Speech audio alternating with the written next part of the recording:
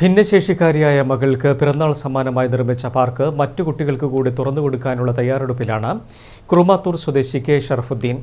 15 ലക്ഷത്തോളം രൂപ ചെലവിട്ടാണ് വീടിന് സമീപം പാർക്ക് നിർമ്മിച്ചത്.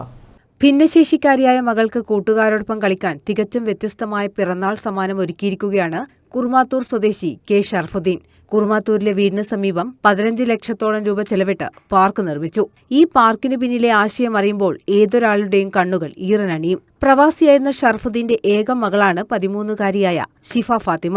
മകളെ പരിചരിക്കുന്നതിനായാണ് ഷറഫുദ്ദീൻ വിദേശത്തെ ജോലി അവസാനിപ്പിച്ച് നാട്ടിലെത്തിയത്. കുറുമാത്തൂർ സൗത്ത് ALP സ്കൂളിലെ 6ാം ക്ലാസ് വിദ്യാർത്ഥിനിയാണ് ഷിഫ. സ്കൂളിൽ എത്തിച്ചാലും 1 മണിക്കൂറിലേറെ കുട്ടിക്ക് ക്ലാസ്സിൽ ചെലവഴിക്കാൻ സാധിക്കാത്ത അവസ്ഥയാണ്. ക്ലാസ്സിൽ പോകുന്നത് കുറയുകയും ഷിഫയുടെ ആരോഗ്യസ്ഥിതി മോശമാവുകയും ചെയ്തു. ഇതോടെ ഡോക്ടർമാർ മറ്റു കുട്ടികളുമായി കൂടുതൽ ഇടപഴകാൻ അവസരമൊരുക്കണമെന്ന് നിർദ്ദേശിച്ചു.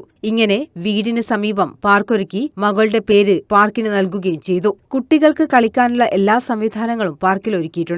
ഊഞ്ഞാലുകളും സീസോയും കസേരകളും പുൽത്തകിടിയും ഒരുക്കി.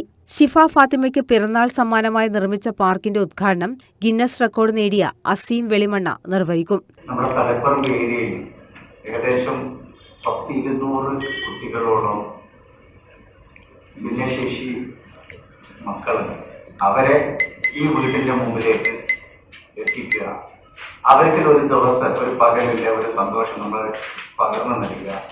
അതിന് നമ്മൾ ആ ഒരു ആസൂത്രിതപരമായി നമ്മളവിടെ ഒരു സജ്ജീകരണം ഒരുക്കുകയുള്ളൂ.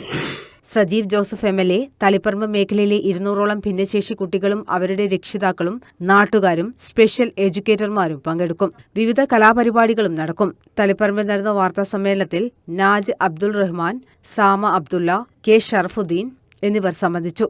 News bureau, Taliparamba.